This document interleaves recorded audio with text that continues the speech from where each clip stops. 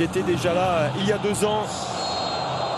C'est le Cap-Vert, tout de bleu vêtu, qui engage pour ce deuxième match du groupe B. Après, d'ailleurs, on est en train de regarder les ralentis. Ouais, premier carton jaune de la compétition pour le défenseur de Fenerbahçe, qui évolue maintenant en Liga ou en deuxième division espagnole. Plus de 150 matchs en Liga d'ailleurs. C'est un profil qui manquait aussi à l'attaque. Après, attention à cette frappe, elle est repoussée. Voilà l'ouverture du score. L'ouverture du score capverdienne ultra méritée par rapport à cette entame. Les Black Stars n'y sont pas. Et c'est Jamiro Monteiro qui vient créer une nouvelle sensation dans cette CAN. Prise de risque excessive, mais... Et là, il y a un changement de rythme avec Ayou le sang. Königsdörfer, le voilà. Le premier tir ghanéen du match. La bonne opportunité pour l'attaque. Ben Steel. Dans l'espace, ça passe pour Semenyo. Le centre fort. Et le poteau. Le poteau pour Königsdörfer. Coup de billard perdant pour le Ghana, mais immense frayeur. C'est pas fini avec l'égalisation de Majid Ashimeru sur une fulgurance, un éclair. Les talents ghanéens se sont réveillés. Avant tout, évidemment, cette frappe, c'est bien. On revoit suffisamment longtemps pour avoir toute l'action avec ce centre qui est repris par Königsdörfer, qui contre en quelque sorte. Et alors là, oui, il y a un petit point d'interrogation. Est-ce que Königsdörfer gêne la vision de Vozinha? C'est ce que plaide le gardien. Et est-ce qu'il ne touche pas ce ballon du coude surtout? Sur la reprise là. Oui. Ah, ça c'est une autre possibilité. Mais là, en tout cas, ça lui passe tout près. Hein. J'ai peur que Vozinha... Enfin, j'ai peur que l'arbitre se saisisse de ce but et trouve que Vozinha a pu être gêné. C'est moins net sur cet angle-là. Et on va voir. Ouais, il va revoir, hein, parce que là, ça peut être aussi de l'interprétation soit sur le coup de Königsdörfer, soit sur la position de l'attaquant ghanéen, effectivement, sur la frappe d'Ashimeru.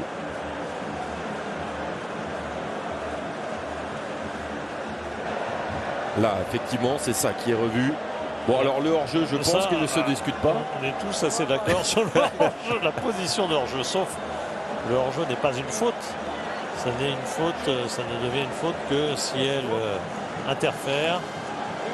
Et c'est bien ça qu'on regarde. Je regarde en même temps l'écran. Alors on a, l'image de gauche, c'est la même image que ce que l'arbitre a. Non. Ah, si, c'est bien ça. But Annulation. Annulé.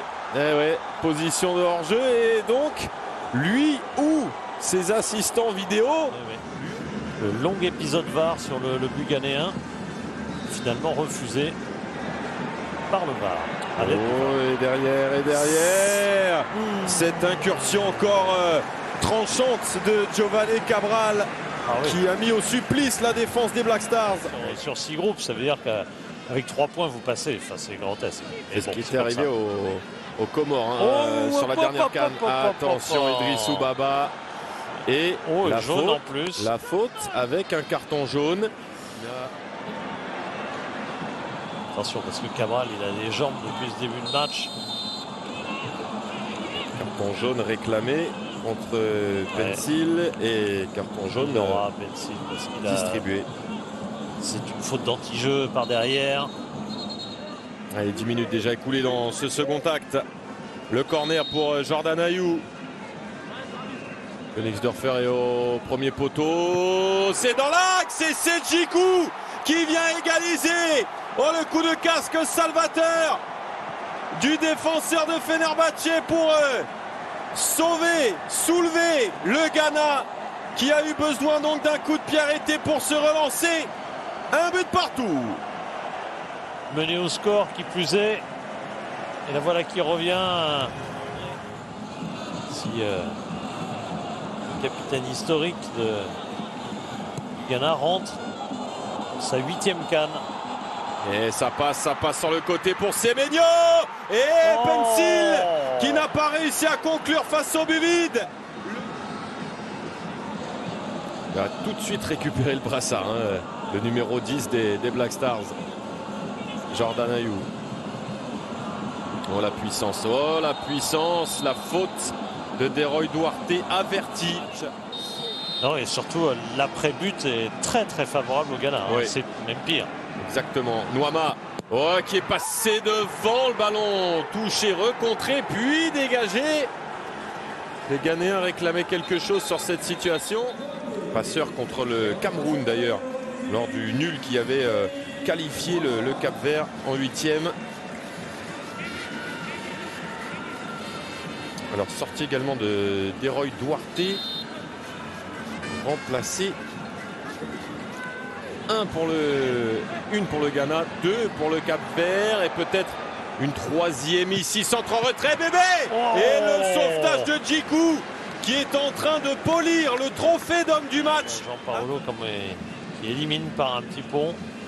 Ouais, Euphorie aurait été dessus. Hein. Finalement, ouais, il est quand même écrasé.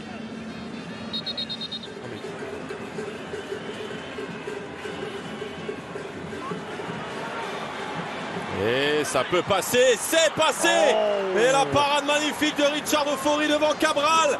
La première balle de match était là pour le Cap-Vert. Aujourd'hui, la couleur de l'océan Atlantique qui borde les 10 îles qui représentent ce pays. D'où les 10 étoiles sur le drapeau. Et là, pourquoi pas la balle de match encore. Richard Euphorie qui vient. Ouais, globalement, le problème du foot, c'est le rythme. C'est la rupture de rythme. Donc il faut lutter contre les problèmes de rythme et non pas mettre du temps. Et pourtant c'est dans ce temps additionnel que le Cap-Vert va peut-être remporter cette rencontre et créer la nouvelle sensation de cette CAN en Côte d'Ivoire. Avec un peu de réussite certes, mais ils l'ont provoqué et ils mènent 2-1.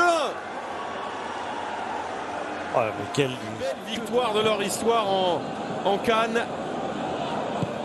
Salissou est passé devant. Et ce ballon qui termine juste à côté. La tête décroisée d'Idrissou Baba. Dans le public ghanéen, certains continuent de chanter.